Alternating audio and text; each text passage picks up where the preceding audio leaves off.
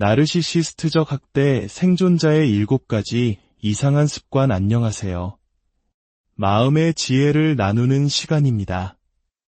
혹시 스스로도 이해할 수 없는 이상한 습관 때문에 남몰래 힘들어한 적이 있으신가요?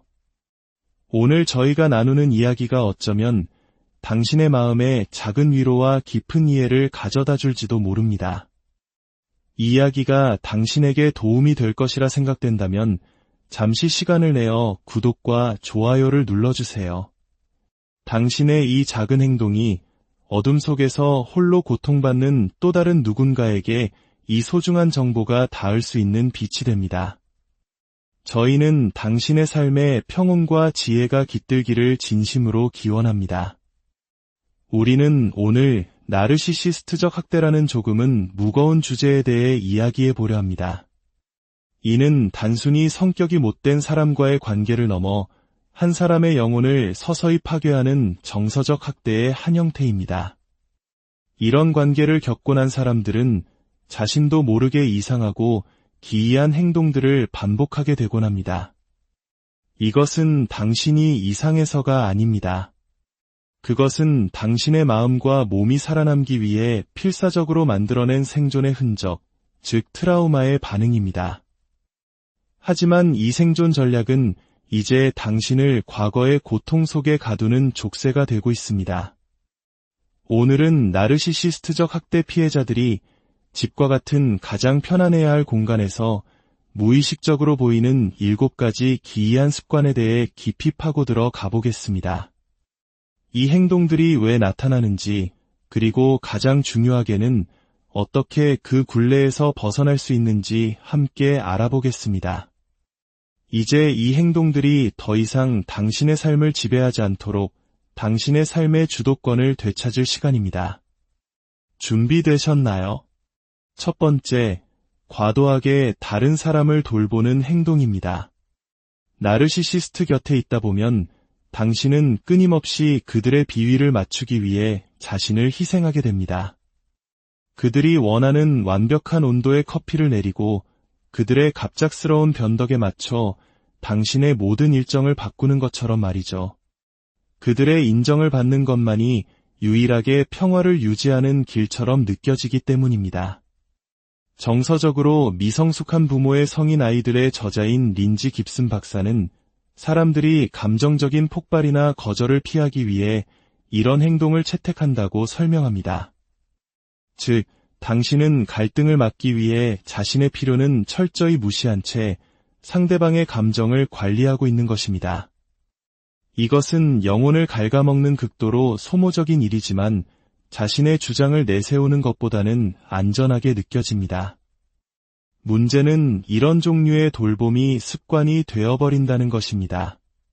당신은 심지어 무의식적으로 자동조종 장치에 의해 움직이는 비행기처럼 상대방을 행복하게 할 방법을 끊임없이 찾아 헤매게 됩니다. 그들의 분노나 차가운 침묵을 마주하지 않기 위해서 말이죠. 심리학자들은 이러한 행동을 포닝, 즉 아첨하거나 재롱을 떨어 이협을 피하려는 트라우마 반응이라고 부릅니다. 이는 마치 맹수 앞에서 살아남기 위해 복종하는 것과 같습니다. 하지만 이렇게 지나치게 상대방의 비위를 맞춤으로써 당신은 역설적으로 세상은 나를 중심으로 돌아야 한다는 그들의 믿음을 더욱 강화시켜 줄 뿐입니다. 이는 마치 한국 사회에서 중요시되는 눈치 문화의 어둡고 뒤틀린 버전과도 같습니다. 관계의 조화를 위한 눈치가 아니라 오로지 생존을 위해 24시간 내내 상대의 표정, 말투, 숨소리 하나하나에 온 신경을 곤두세우는 것입니다. 기억하세요. 당신은 당신의 감정과 노력이 존중받는 서로가 서로를 돌보는 관계를 누릴 자격이 있습니다. 당신 혼자서 모든 감정의 짐을 짊어지는 감정의 보호자가 될 필요는 없습니다. 두 번째, 지나치게 많이 설명하고 소통하려는 습관입니다. 나르시시스트와의 관계를 겪었다면 과도한 소통은 거의 반사적인 행동이 됩니다. 갈등을 피하거나 그들의 인정을 얻기 위해 당신은 아마 수많은 메시지를 보내거나 아주 사소한 일 하나하나까지 장황하게 설명하고 있을 것입니다. 이는 오랫동안 살얼음판을 걷는 듯한 관계 속에서 침묵이 마치 시한폭탄처럼 위험하게 느껴졌기 때문입니다. 내가 충분히 설명하면 그가 나를 이해해 줄 거야. 적어도 화를 내지는 않겠지라고 생각할지도 모릅니다. 하지만 가슴 아픈 진실은 당신이 얼마나 많이 소통하려 노력하든 나르시시스트는 그 모든 것을 자신의 입맛에 맞게 왜곡하고 비틀어버린다는 것입니다. 나르시시스트 학대 전문 심리학자인 라마니 두르바술라 박사는 이 역학을 명확히 설명합니다. 당신은 그들을 화나게 하지 않으려는데 너무 집중한 나머지 그 과정에서 결국 자기 자신의 목소리를 잃어버리게 됩니다. 더 교묘한 점은 이 과잉 소통의 습관이 나르시시스트가 당신의 삶에서 사라진 후에도 계속된다는 것입니다. 당신은 친구나 가족, 심지어 직장에서조차 여전히 비판이나 거절을 예상하며 모든 것을 과도하게 설명할 수 있습니다. 마치 끊임없이 타인의 승인을 받기 위해 오디션을 보는 배우처럼 말이죠. 이 습관을 인지하는 것이 그것을 깨뜨리는 첫걸음입니다. 스스로에게 물어보세요. 나는 지금 연결되기 위해 소통하고 있는가? 아니면 상대의 부정적인 반응을 미리 막기 위해 방어하고 있는가? 잠시 멈추고 숨을 고르고 당신의 존재 자체에 대해 누구에게도 설명할 필요가 없다는 사실을 믿는 것. 바로 거기서 당신의 자유는 시작됩니다. 세 번째, 오랜 시간 침묵 속에 앉아있기. 학대적인 관계 속에서 침묵은 방패이자 동시에 덫처럼 느껴집니다. 당신은 혹시라도 잘못된 말을 해서 나르시시스트와의 언쟁을 유발하거나 처벌을 받게 될까 두려워 몇 시간이고 침묵 속에 앉아 있었을지 모릅니다. 당신의 뇌는 어떤 행동을 하는 위험을 감수하느니 차라리 모든 것을 멈추는 것이 더 안전하다고 판단해버린 것입니다. 하지만 이런 종류의 침묵은 결코 평화롭지 않습니다. 그것은 납처럼 무겁게 당신을 짓누릅니다. 당신은 그 시간 동안 끊임없이 과거의 상호작용을 되새기고 다음에 무슨 말을 해야 할지 혹은 하지 말아야 할지를 머릿속으로 수없이 연습합니다. 저명한 트라우마 전문가인 주디스 허먼 박사는 그녀에 져서 트라우마에서 만성적인 트라우마의 생존자들은 위험을 최소화하기 위해 순응하거나 위축되는 전략을 개발한다고 설명합니다. 침묵 속에 앉아있는 것은 위험을 최소화하려는 당신만의 방식이 된 것입니다. 당신을 안전하게 지키려는 뇌의 처절한 노력인 셈이죠. 이것은 마치 억울한 일을 당해도 속으로 삭히기만 하다가 생기는 한국의 화병과도 맞닿아 있습니다. 살아남기 위해 자신의 목소리를 죽이고 하고 싶은 말을 삼키는 행위는 결국 내면의 병을 키우게 됩니다. 하지만 이 침묵의 습관은 과거에만 머무르지 않습니다. 더 이상 학대적인 환경에 있지 않을 때조차 당신의 마음은 여전히 자기 보존 모드에 머물러 새로운 관계나 직장에서 위축될 수 있습니다. 좋은 소식은 이 습관을 버릴 수 있다는 것입니다. 이제 침묵만이 당신의 유일한 선택지가 아니라는 사실을 스스로에게 상기시키세요. 위험 부담이 적은 작은 상황에서부터 목소리를 내는 연습을 시작하세요. 그리고 실수를 해도 괜찮다고, 당신의 의견은 소중하다고 스스로에게 말해주세요. 네 번째, 문이 잠겼는지 반복해서 확인하는 행동입니다.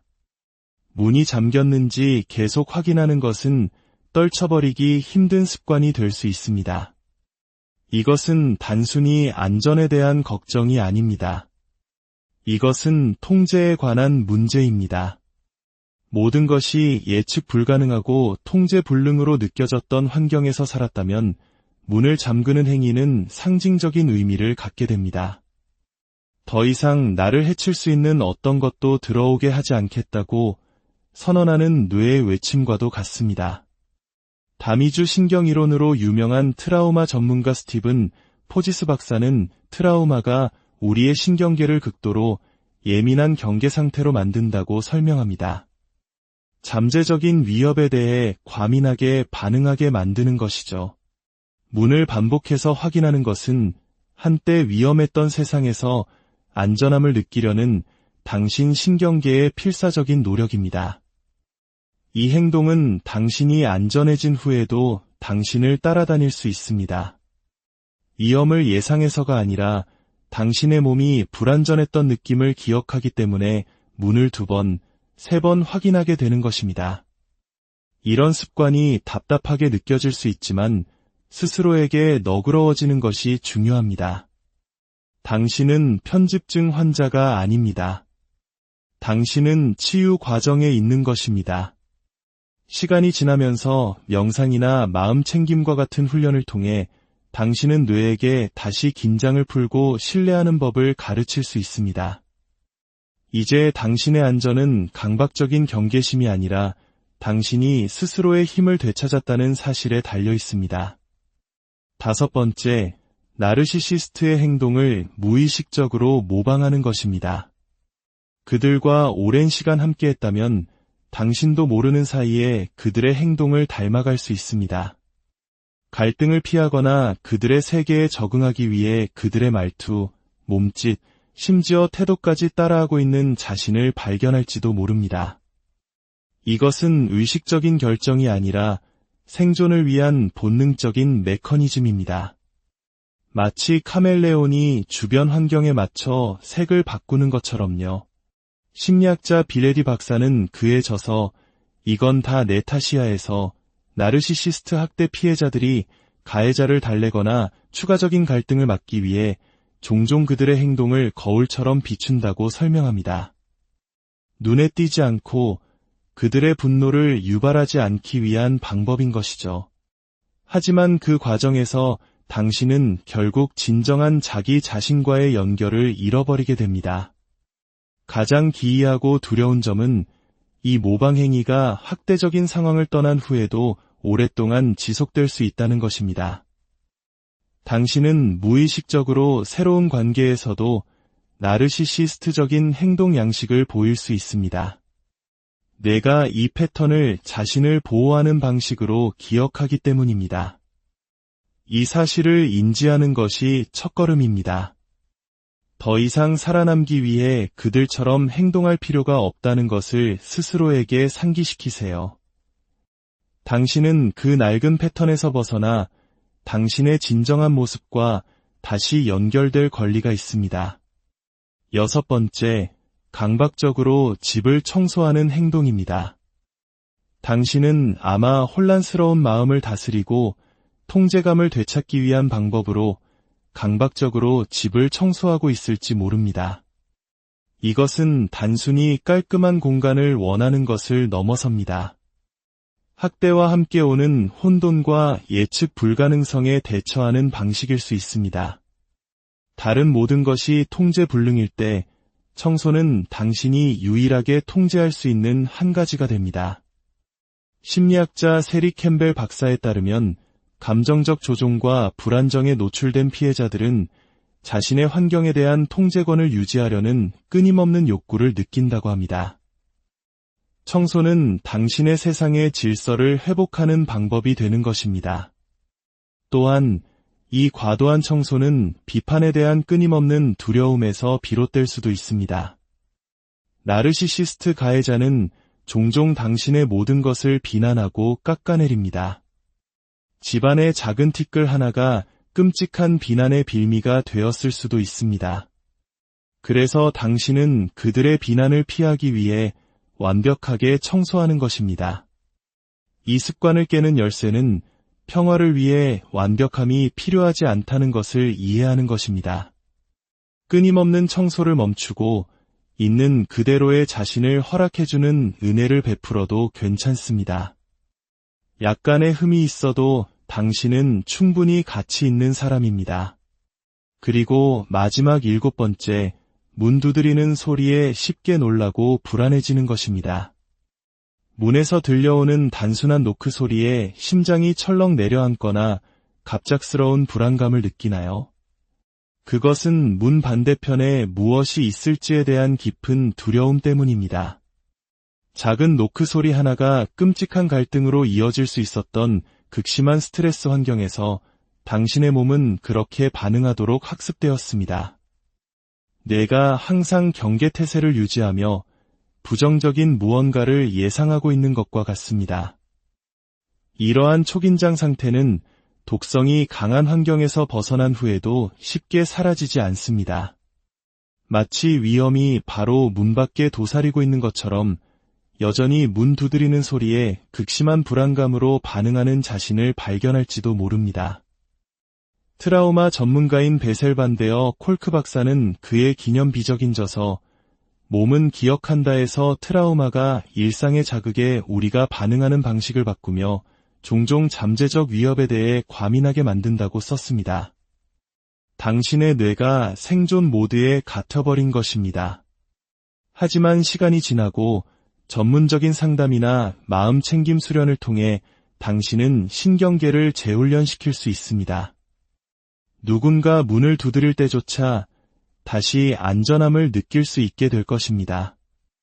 당신의 몸과 마음에 더 이상 위험에 처해 있지 않다고 상기시켜주는 작은 발걸음부터 시작하는 것이 중요합니다. 이 기이한 행동들에서 벗어나는 것은 쉽지 않지만 분명히 가능합니다. 당신이 지금 이 글을 듣고 있다는 것 자체가 이미 올바른 길에 들어섰다는 증거입니다. 무언가 잘못되었다고 인지하는 것이 치유를 향한 가장 위대한 첫걸음입니다.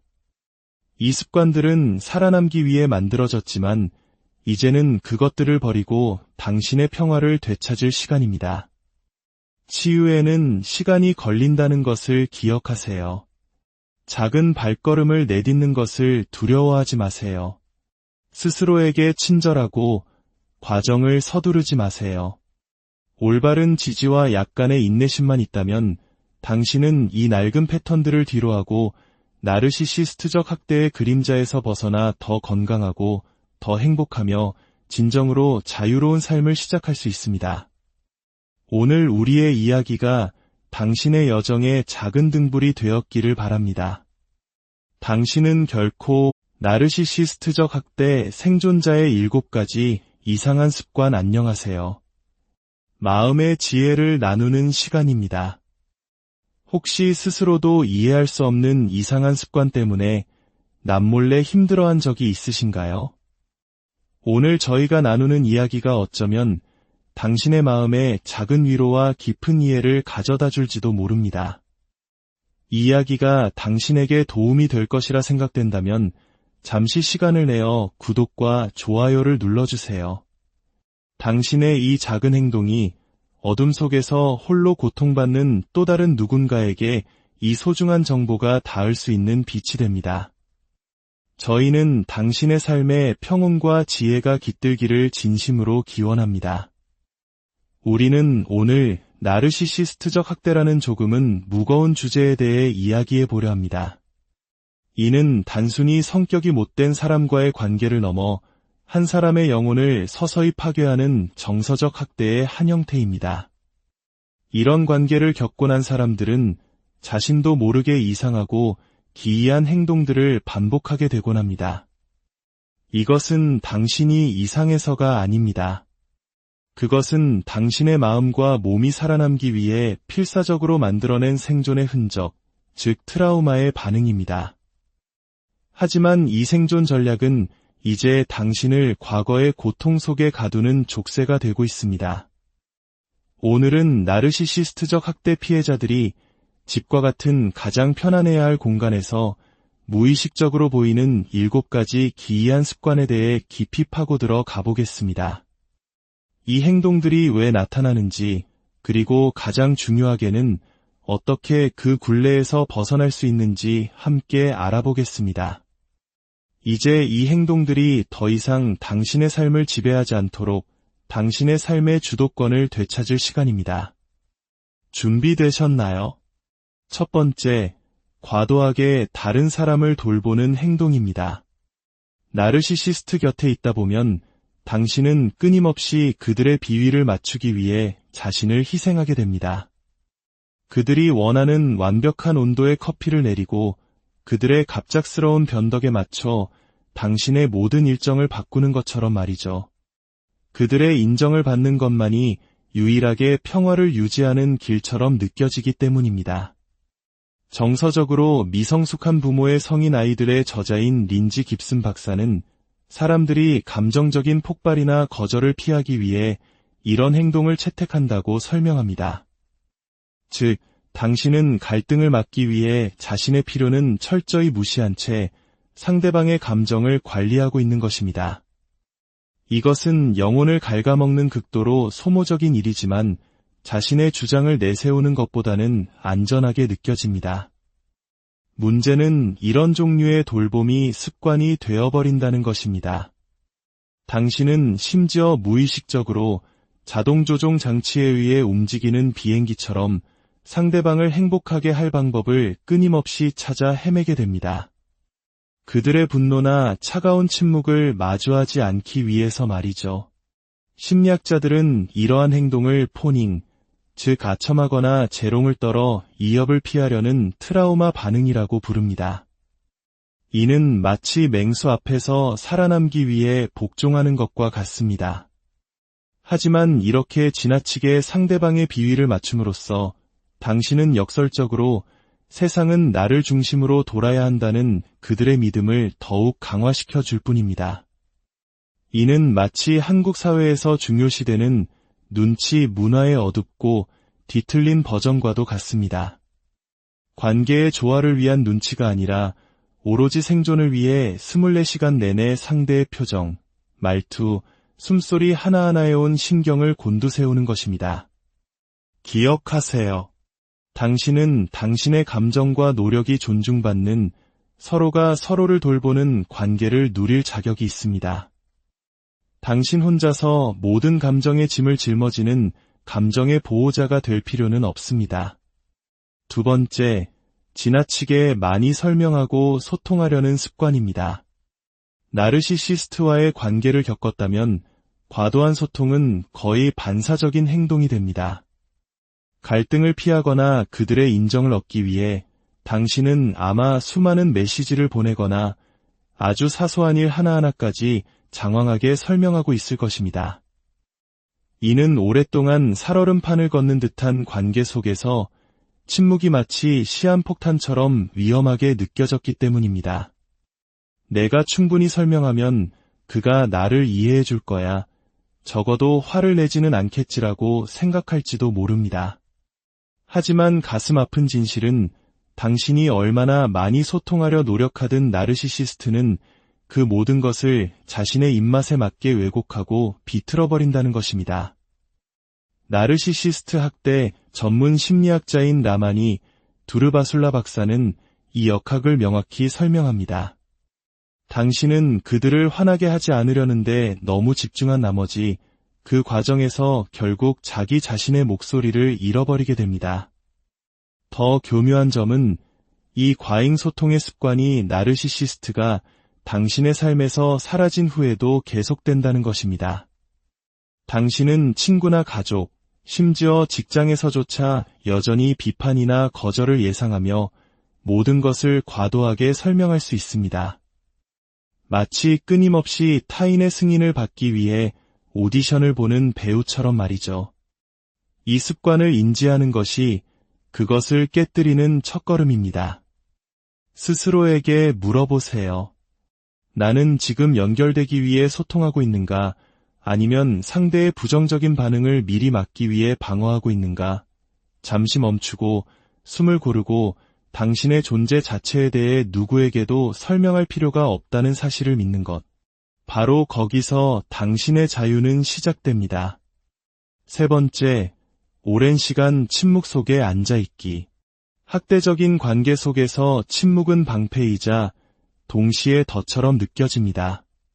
당신은 혹시라도 잘못된 말을 해서 나르시시스트와의 언쟁을 유발하거나 처벌을 받게 될까 두려워 몇 시간이고 침묵 속에 앉아 있었을지 모릅니다. 당신의 뇌는 어떤 행동을 하는 위험을 감수하느니 차라리 모든 것을 멈추는 것이 더 안전하다고 판단해 버린 것입니다. 하지만 이런 종류의 침묵은 결코 평화롭지 않습니다. 그것은 납처럼 무겁게 당신을 짓누릅니다. 당신은 그 시간 동안 끊임없이 과거의 상호작용을 되새기고 다음에 무슨 말을 해야 할지 혹은 하지 말아야 할지를 머릿속으로 수없이 연습합니다. 저명한 트라우마 전문가인 주디스 허먼 박사는 그녀의 저서 트라우마에서 만성적인 트라우마의 생존자들은 위험을 최소화하기 위해 순응하거나 위축되는 전략을 개발한다고 설명합니다. 침묵 속에 앉아 있는 것은 위험을 최소화하려는 당신만의 방식이 된 것입니다. 당신을 안전하게 지키려는 뇌의 처절한 노력인 셈이죠. 이것은 마치 억울한 일을 당해도 속으로 삭히기만 하다가 생기는 한국의 화병과도 맞닿아 있습니다. 살아남기 위해 자신의 목소리를 죽이고 하고 싶은 말을 삼키는 행위는 결국 내면의 병을 키우게 됩니다. 하지만 이 침묵의 습관은 과거에만 머무르지 않습니다. 더 이상 학대적인 환경에 있지 않을 때조차 당신의 마음은 여전히 자기 보존 모드에 머물러 새로운 관계나 직장에서 위축될 수 있습니다. 좋은 소식은 이 습관을 버릴 수 있다는 것입니다. 이제 침묵만이 당신의 유일한 선택지가 아니라는 사실을 스스로에게 상기시키세요. 위험 부담이 적은 작은 상황에서부터 목소리를 내는 연습을 시작하세요. 그리고 실수를 해도 괜찮다고, 당신의 의견은 소중하다고 스스로에게 말해주세요. 네 번째, 문이 잠겼는지 반복해서 확인하는 행동입니다. 문이 잠겼는지 계속 확인하는 것은 떨쳐버리기 힘든 습관이 될 수 있습니다. 이것은 단순히 안전에 대한 걱정이 아닙니다. 이것은 통제에 관한 문제입니다.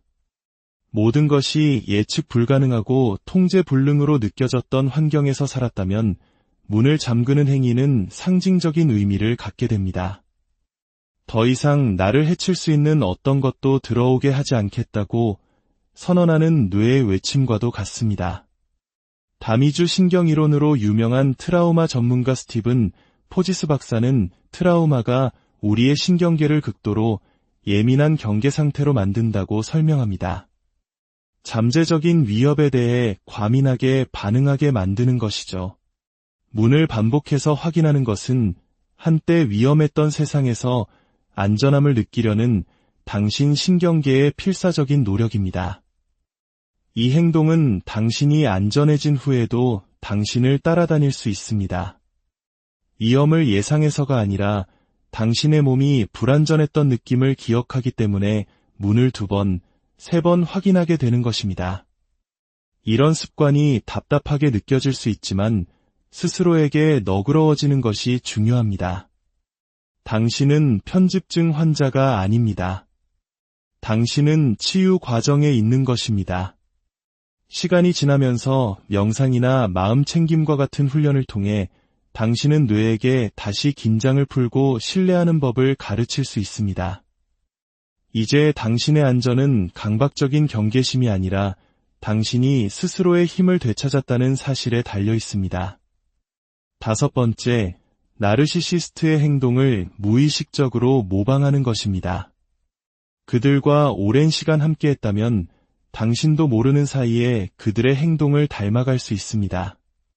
갈등을 피하거나 그들의 세계에 적응하기 위해 그들의 말투, 몸짓, 심지어 태도까지 따라하고 있는 자신을 발견할지도 모릅니다. 이것은 의식적인 결정이 아니라 생존을 위한 본능적인 메커니즘입니다. 마치 카멜레온이 주변 환경에 맞춰 색을 바꾸는 것처럼요.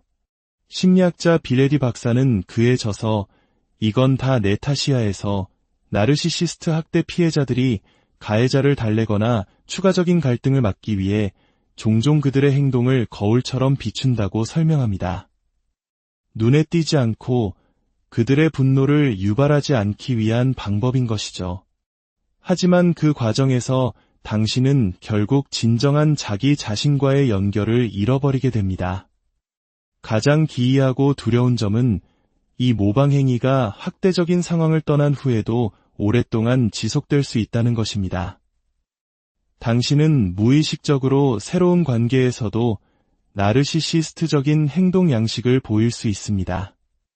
내가 이 패턴을 자신을 보호하는 방식으로 기억하기 때문입니다. 이 사실을 인지하는 것이 첫걸음입니다. 더 이상 살아남기 위해 그들처럼 행동할 필요가 없다는 것을 스스로에게 상기시키세요. 당신은 그 낡은 패턴에서 벗어나 당신의 진정한 모습과 다시 연결될 권리가 있습니다. 6번째, 강박적으로 집을 청소하는 행동입니다. 당신은 아마 혼란스러운 마음을 다스리고 통제감을 되찾기 위한 방법으로 강박적으로 집을 청소하고 있을지 모릅니다. 이것은 단순히 깔끔한 공간을 원하는 것을 넘어섭니다. 학대와 함께 오는 혼돈과 예측 불가능성에 대처하는 방식일 수 있습니다. 다른 모든 것이 통제 불능일 때 청소는 당신이 유일하게 통제할 수 있는 한 가지가 됩니다. 심리학자 세리 캠벨 박사에 따르면 감정적 조종과 불안정에 노출된 피해자들은 자신의 환경에 대한 통제권을 유지하려는 끊임없는 욕구를 느낀다고 합니다. 청소는 당신의 세상의 질서를 회복하는 방법이 되는 것입니다. 또한 이 과도한 청소는 비판에 대한 끊임없는 두려움에서 비롯될 수도 있습니다. 나르시시스트 가해자는 종종 당신의 모든 것을 비난하고 깎아내립니다. 집안의 작은 티끌 하나가 끔찍한 비난의 빌미가 되었을 수도 있습니다.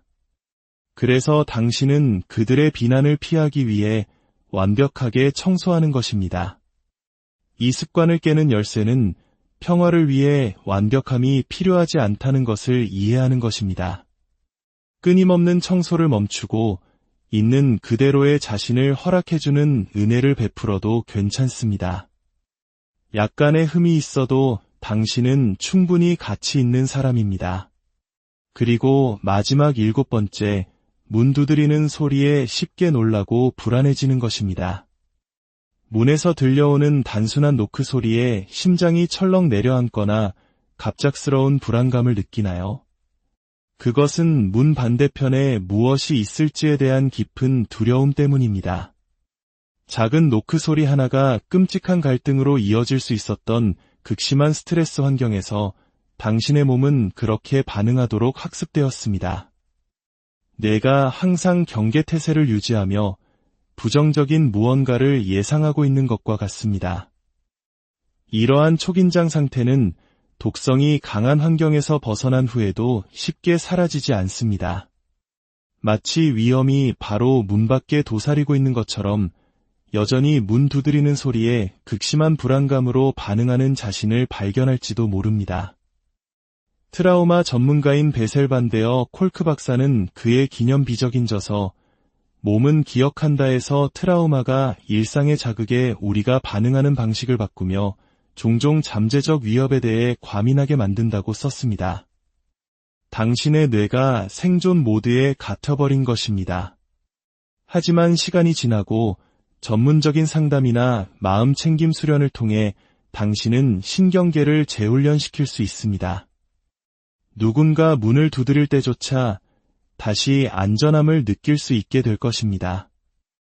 당신의 몸과 마음에 더 이상 위험에 처해 있지 않다고 상기시켜주는 작은 발걸음부터 시작하는 것이 중요합니다. 이 기이한 행동들에서 벗어나는 것은 쉽지 않지만 분명히 가능합니다. 당신이 지금 이 글을 듣고 있다는 것 자체가 이미 올바른 길에 들어섰다는 증거입니다. 무언가 잘못되었다고 인지하는 것이 치유를 향한 가장 위대한 첫걸음입니다. 이 습관들은 살아남기 위해 만들어졌지만 이제는 그것들을 버리고 당신의 평화를 되찾을 시간입니다. 치유에는 시간이 걸린다는 것을 기억하세요. 작은 발걸음을 내딛는 것을 두려워하지 마세요. 스스로에게 친절하고 과정을 서두르지 마세요. 올바른 지지와 약간의 인내심만 있다면 당신은 이 낡은 패턴들을 뒤로하고 나르시시스트적 학대의 그림자에서 벗어나 더 건강하고 더 행복하며 진정으로 자유로운 삶을 시작할 수 있습니다. 오늘 우리의 이야기가 당신의 여정의 작은 등불이 되었기를 바랍니다. 당신은 결코 나르시시스트적 학대 생존자의 7가지 이상한 습관 안녕하세요. 마음의 지혜를 나누는 시간입니다. 혹시 스스로도 이해할 수 없는 이상한 습관 때문에 남몰래 힘들어한 적이 있으신가요? 오늘 저희가 나누는 이야기가 어쩌면 당신의 마음에 작은 위로와 깊은 이해를 가져다 줄지도 모릅니다. 이 이야기가 당신에게 도움이 될 것이라 생각된다면 잠시 시간을 내어 구독과 좋아요를 눌러주세요. 당신의 이 작은 행동이 어둠 속에서 홀로 고통받는 또 다른 누군가에게 이 소중한 정보가 닿을 수 있는 빛이 됩니다. 저희는 당신의 삶에 평온과 지혜가 깃들기를 진심으로 기원합니다. 우리는 오늘 나르시시스트적 학대라는 조금은 무거운 주제에 대해 이야기해 보려 합니다. 이는 단순히 성격이 못된 사람과의 관계를 넘어 한 사람의 영혼을 서서히 파괴하는 정서적 학대의 한 형태입니다. 이런 관계를 겪고 난 사람들은 자신도 모르게 이상하고 기이한 행동들을 반복하게 되곤 합니다. 이것은 당신이 이상해서가 아닙니다. 그것은 당신의 마음과 몸이 살아남기 위해 필사적으로 만들어낸 생존의 흔적, 즉 트라우마의 반응입니다. 하지만 이 생존 전략은 이제 당신을 과거의 고통 속에 가두는 족쇄가 되고 있습니다. 오늘은 나르시시스트적 학대 피해자들이 집과 같은 가장 편안해야 할 공간에서 무의식적으로 보이는 7가지 기이한 습관에 대해 깊이 파고들어 가보겠습니다.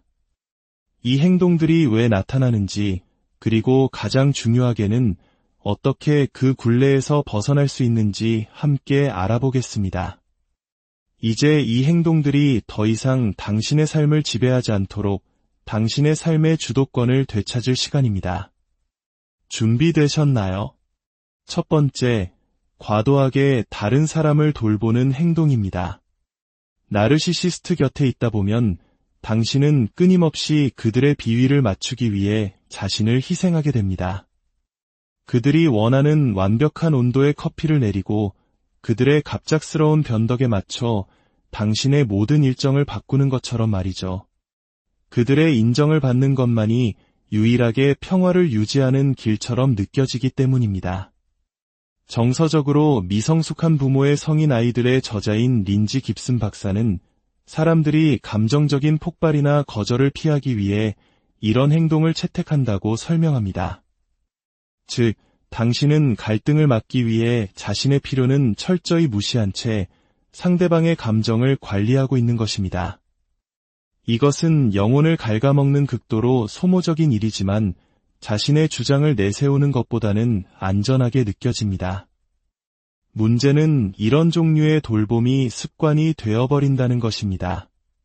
당신은 심지어 무의식적으로 자동조종 장치에 의해 움직이는 비행기처럼 상대방을 행복하게 할 방법을 끊임없이 찾아 헤매게 됩니다. 그들의 분노나 차가운 침묵을 마주하지 않기 위해서 말이죠. 심리학자들은 이러한 행동을 포닝, 즉 아첨하거나 재롱을 떨어 이협을 피하려는 트라우마 반응이라고 부릅니다. 이는 마치 맹수 앞에서 살아남기 위해 복종하는 것과 같습니다. 하지만 이렇게 지나치게 상대방의 비위를 맞춤으로써 당신은 역설적으로 세상은 나를 중심으로 돌아야 한다는 그들의 믿음을 더욱 강화시켜 줄 뿐입니다. 이는 마치 한국 사회에서 중요시되는 눈치 문화의 어둡고 뒤틀린 버전과도 같습니다. 관계의 조화를 위한 눈치가 아니라 오로지 생존을 위해 24시간 내내 상대의 표정, 말투, 숨소리 하나하나에 온 신경을 곤두세우는 것입니다. 기억하세요. 당신은 당신의 감정과 노력이 존중받는 서로가 서로를 돌보는 관계를 누릴 자격이 있습니다. 당신 혼자서 모든 감정의 짐을 짊어지는 감정의 보호자가 될 필요는 없습니다. 두 번째, 지나치게 많이 설명하고 소통하려는 습관입니다. 나르시시스트와의 관계를 겪었다면 과도한 소통은 거의 반사적인 행동이 됩니다. 갈등을 피하거나 그들의 인정을 얻기 위해 당신은 아마 수많은 메시지를 보내거나 아주 사소한 일 하나하나까지 장황하게 설명하고 있을 것입니다. 이는 오랫동안 살얼음판을 걷는 듯한 관계 속에서 침묵이 마치 시한폭탄처럼 위험하게 느껴졌기 때문입니다. 내가 충분히 설명하면 그가 나를 이해해 줄 거야. 적어도 화를 내지는 않겠지라고 생각할지도 모릅니다. 하지만 가슴 아픈 진실은 당신이 얼마나 많이 소통하려 노력하든 나르시시스트는 그 모든 것을 자신의 입맛에 맞게 왜곡하고 비틀어버린다는 것입니다. 나르시시스트 학대 전문 심리학자인 라마니 두르바술라 박사는 이 역학을 명확히 설명합니다. 당신은 그들을 화나게 하지 않으려는데 너무 집중한 나머지 그 과정에서 결국 자기 자신의 목소리를 잃어버리게 됩니다. 더 교묘한 점은 이 과잉 소통의 습관이 나르시시스트가 당신의 삶에서 사라진 후에도 계속된다는 것입니다. 당신은 친구나 가족, 심지어 직장에서조차 여전히 비판이나 거절을 예상하며 모든 것을 과도하게 설명할 수 있습니다. 마치 끊임없이 타인의 승인을 받기 위해 오디션을 보는 배우처럼 말이죠. 이 습관을 인지하는 것이 그것을 깨뜨리는 첫걸음입니다. 스스로에게 물어보세요. 나는 지금 연결되기 위해 소통하고 있는가? 아니면 상대의 부정적인 반응을 미리 막기 위해 방어하고 있는가? 잠시 멈추고 숨을 고르고 당신의 존재 자체에 대해 누구에게도 설명할 필요가 없다는 사실을 믿는 것. 바로 거기서 당신의 자유는 시작됩니다. 세 번째, 오랜 시간 침묵 속에 앉아있기. 학대적인 관계 속에서 침묵은 방패이자 동시에 덫처럼 느껴집니다. 당신은 혹시라도 잘못된 말을 해서 나르시시스트와의 언쟁을 유발하거나 처벌을 받게 될까 두려워 몇 시간이고 침묵 속에 앉아 있었을지 모릅니다. 당신의 뇌는 어떤 행동을 하는 위험을 감수하느니 차라리 모든 것을 멈추는 것이 더 안전하다고 판단해버린 것입니다. 하지만 이런 종류의 침묵은 결코 평화롭지 않습니다. 그것은 납처럼 무겁게 당신을 짓누릅니다. 당신은 그 시간 동안 끊임없이 과거의 상호작용을 되새기고 다음에 무슨 말을 해야 할지 혹은 하지 말아야 할지를 머릿속으로 수없이 연습합니다. 저명한 트라우마 전문가인 주디스 허먼 박사는 그녀의 저서 트라우마에서 만성적인 트라우마의 생존자들은 위험을 최소화하기 위해 순응하거나 위축되는 전략을 개발한다고 설명합니다. 침묵 속에 앉아있는 것은 위험을 최소화하려는 당신만의 방식이 된 것입니다. 당신을 안전하게 지키려는 뇌의 처절한 노력인 셈이죠. 이것은 마치 억울한 일을 당해도 속으로 삭히기만 하다가 생기는 한국의 화병과도 맞닿아 있습니다. 살아남기 위해 자신의 목소리를 죽이고 하고 싶은 말을 삼키는 행위는 결국 내면의 병을 키우게 됩니다. 하지만 이 침묵의 습관은 과거에만 머무르지 않습니다. 더 이상 학대적인 환경에 있지 않을 때조차 당신의 마음은 여전히 자기 보존 모드에 머물러 새로운 관계나 직장에서 위축될 수 있습니다. 좋은 소식은 이 습관을 버릴 수 있다는 것입니다. 이제 침묵만이 당신의 유일한 선택지가 아니라는 사실을 스스로에게 상기시키세요. 위험 부담이 적은 작은 상황에서부터 목소리를 내는 연습을 시작하세요. 그리고 실수를 해도 괜찮다고, 당신의 의견은 소중하다고 스스로에게 말해주세요. 네 번째, 문이 잠겼는지 반복해서 확인하는 행동입니다. 문이 잠겼는지 계속 확인하는 것은 떨쳐버리기 힘든 습관이 될 수 있습니다. 이것은 단순히 안전에 대한 걱정이 아닙니다.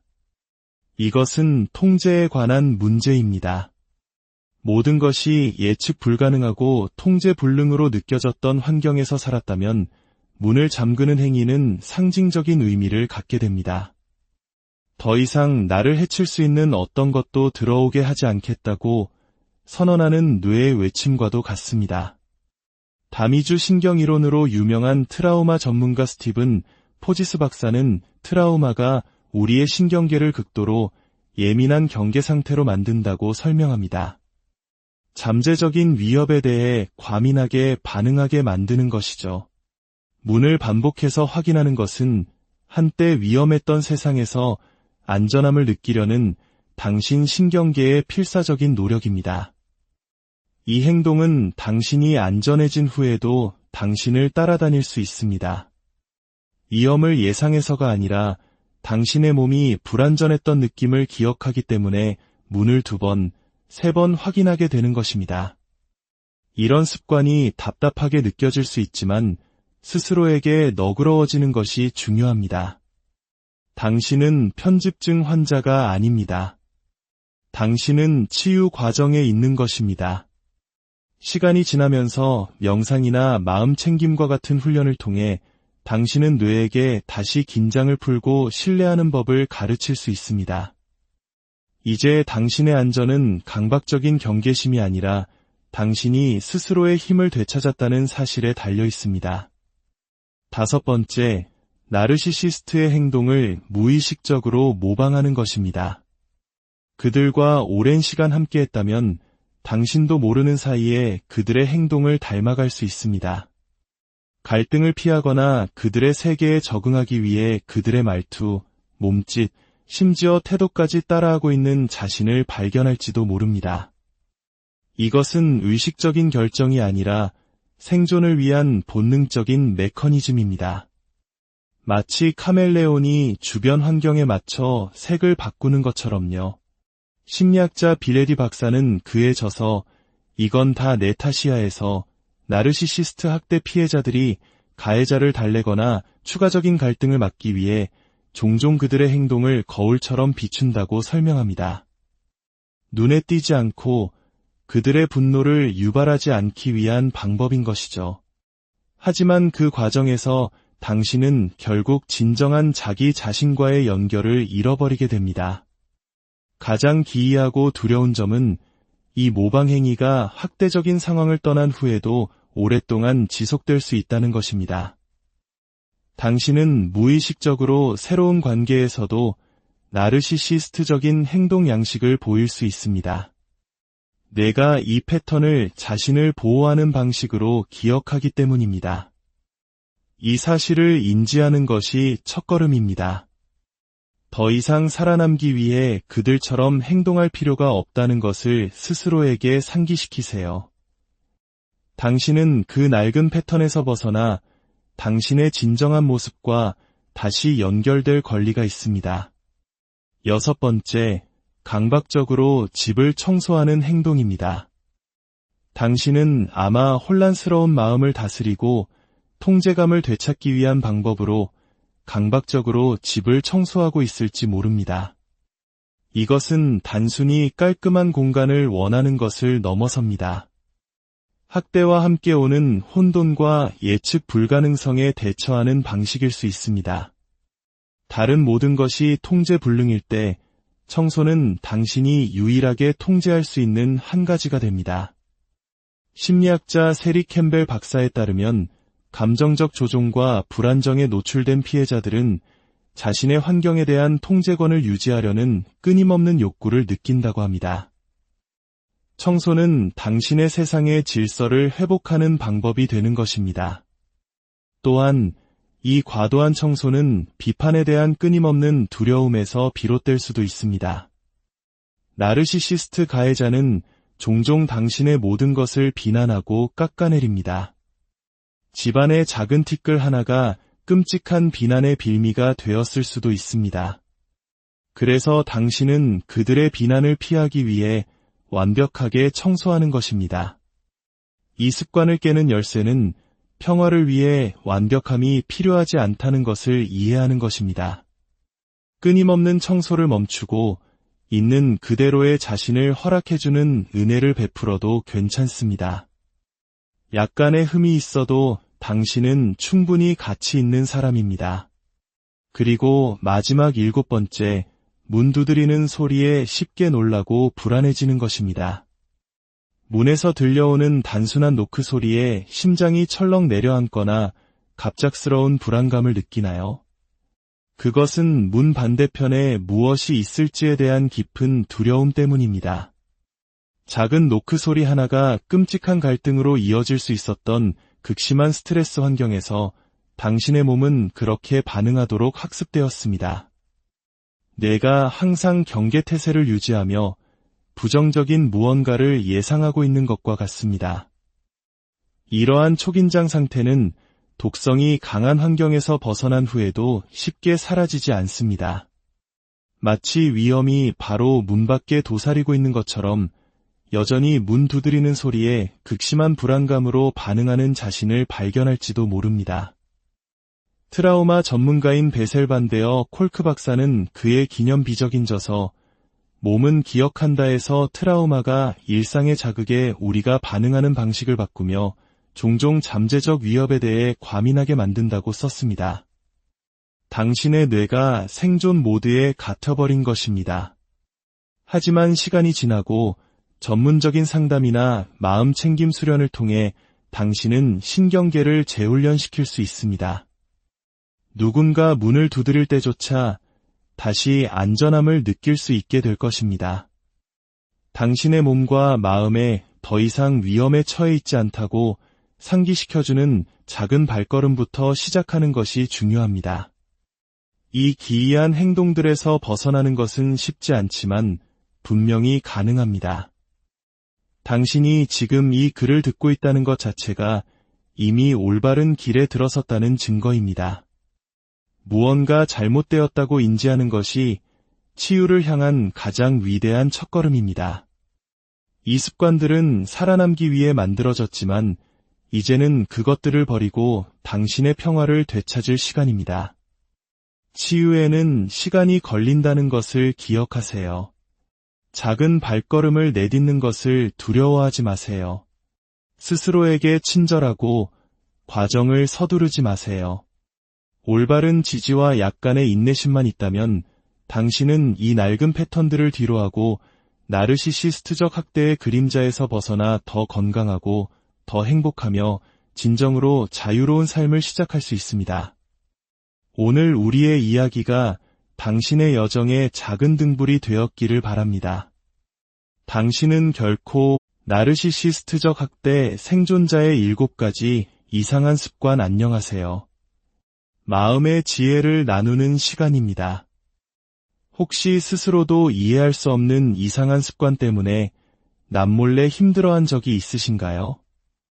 오늘 저희가 나누는 이야기가 어쩌면 당신의 마음에 작은 위로와 깊은 이해를 가져다 줄지도 모릅니다. 이 이야기가 당신에게 도움이 될 것이라 생각된다면 잠시 시간을 내어 구독과 좋아요를 눌러주세요. 당신의 이 작은 행동이 어둠 속에서 홀로 고통받는 또 다른 누군가에게 이 소중한 정보가 닿을 수 있는 빛이 됩니다. 저희는 당신의 삶에 평온과 지혜가 깃들기를 진심으로 기원합니다. 우리는 오늘 나르시시스트적 학대라는 조금은 무거운 주제에 대해 이야기해 보려 합니다. 이는 단순히 성격이 못된 사람과의 관계를 넘어 한 사람의 영혼을 서서히 파괴하는 정서적 학대의 한 형태입니다. 이런 관계를 겪고 난 사람들은 자신도 모르게 이상하고 기이한 행동들을 반복하게 되곤 합니다. 이것은 당신이 이상해서가 아닙니다. 그것은 당신의 마음과 몸이 살아남기 위해 필사적으로 만들어낸 생존의 흔적, 즉 트라우마의 반응입니다. 하지만 이 생존 전략은 이제 당신을 과거의 고통 속에 가두는 족쇄가 되고 있습니다. 오늘은 나르시시스트적 학대 피해자들이 집과 같은 가장 편안해야 할 공간에서 무의식적으로 보이는 7가지 기이한 습관에 대해 깊이 파고들어 가보겠습니다.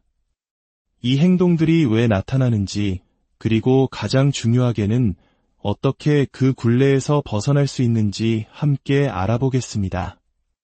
이제 이 행동들이 더 이상 당신의 삶을 지배하지 않도록 당신의 삶의 주도권을 되찾을 시간입니다. 준비되셨나요? 첫 번째, 과도하게 다른 사람을 돌보는 행동입니다. 나르시시스트 곁에 있다 보면 당신은 끊임없이 그들의 비위를 맞추기 위해 자신을 희생하게 됩니다. 그들이 원하는 완벽한 온도의 커피를 내리고 그들의 갑작스러운 변덕에 맞춰 당신의 모든 일정을 바꾸는 것처럼 말이죠. 그들의 인정을 받는 것만이 유일하게 평화를 유지하는 길처럼 느껴지기 때문입니다. 정서적으로 미성숙한 부모의 성인 아이들의 저자인 린지 깁슨 박사는 사람들이 감정적인 폭발이나 거절을 피하기 위해 이런 행동을 채택한다고 설명합니다. 즉, 당신은 갈등을 막기 위해 자신의 필요는 철저히 무시한 채 상대방의 감정을 관리하고 있는 것입니다. 이것은 영혼을 갉아먹는 극도로 소모적인 일이지만 자신의 주장을 내세우는 것보다는 안전하게 느껴집니다. 문제는 이런 종류의 돌봄이 습관이 되어버린다는 것입니다. 당신은 심지어 무의식적으로 자동조종 장치에 의해 움직이는 비행기처럼 상대방을 행복하게 할 방법을 끊임없이 찾아 헤매게 됩니다. 그들의 분노나 차가운 침묵을 마주하지 않기 위해서 말이죠. 심리학자들은 이러한 행동을 포닝, 즉 아첨하거나 재롱을 떨어 이협을 피하려는 트라우마 반응이라고 부릅니다. 이는 마치 맹수 앞에서 살아남기 위해 복종하는 것과 같습니다. 하지만 이렇게 지나치게 상대방의 비위를 맞춤으로써 당신은 역설적으로 세상은 나를 중심으로 돌아야 한다는 그들의 믿음을 더욱 강화시켜 줄 뿐입니다. 이는 마치 한국 사회에서 중요시되는 눈치 문화의 어둡고 뒤틀린 버전과도 같습니다. 관계의 조화를 위한 눈치가 아니라 오로지 생존을 위해 24시간 내내 상대의 표정, 말투, 숨소리 하나하나에 온 신경을 곤두세우는 것입니다. 기억하세요. 당신은 당신의 감정과 노력이 존중받는 서로가 서로를 돌보는 관계를 누릴 자격이 있습니다. 당신 혼자서 모든 감정의 짐을 짊어지는 감정의 보호자가 될 필요는 없습니다. 두 번째, 지나치게 많이 설명하고 소통하려는 습관입니다. 나르시시스트와의 관계를 겪었다면 과도한 소통은 거의 반사적인 행동이 됩니다. 갈등을 피하거나 그들의 인정을 얻기 위해 당신은 아마 수많은 메시지를 보내거나 아주 사소한 일 하나하나까지 장황하게 설명하고 있을 것입니다. 이는 오랫동안 살얼음판을 걷는 듯한 관계 속에서 침묵이 마치 시한폭탄처럼 위험하게 느껴졌기 때문입니다. 내가 충분히 설명하면 그가 나를 이해해 줄 거야. 적어도 화를 내지는 않겠지라고 생각할지도 모릅니다. 하지만 가슴 아픈 진실은 당신이 얼마나 많이 소통하려 노력하든 나르시시스트는 그 모든 것을 자신의 입맛에 맞게 왜곡하고 비틀어버린다는 것입니다. 나르시시스트 학대 전문 심리학자인 라마니 두르바술라 박사는 이 역학을 명확히 설명합니다. 당신은 그들을 화나게 하지 않으려는데 너무 집중한 나머지 그 과정에서 결국 자기 자신의 목소리를 잃어버리게 됩니다. 더 교묘한 점은 이 과잉 소통의 습관이 나르시시스트가 당신의 삶에서 사라진 후에도 계속된다는 것입니다. 당신은 친구나 가족, 심지어 직장에서조차 여전히 비판이나 거절을 예상하며 모든 것을 과도하게 설명할 수 있습니다. 마치 끊임없이 타인의 승인을 받기 위해 오디션을 보는 배우처럼 말이죠. 이 습관을 인지하는 것이 그것을 깨뜨리는 첫걸음입니다. 스스로에게 물어보세요. 나는 지금 연결되기 위해 소통하고 있는가? 아니면 상대의 부정적인 반응을 미리 막기 위해 방어하고 있는가? 잠시 멈추고 숨을 고르고 당신의 존재 자체에 대해 누구에게도 설명할 필요가 없다는 사실을 믿는 것. 바로 거기서 당신의 자유는 시작됩니다. 세 번째, 오랜 시간 침묵 속에 앉아있기. 학대적인 관계 속에서 침묵은 방패이자 동시에 덫처럼 느껴집니다. 당신은 혹시라도 잘못된 말을 해서 나르시시스트와의 언쟁을 유발하거나 처벌을 받게 될까 두려워 몇 시간이고 침묵 속에 앉아 있었을지 모릅니다. 당신의 뇌는 어떤 행동을 하는 위험을 감수하느니 차라리 모든 것을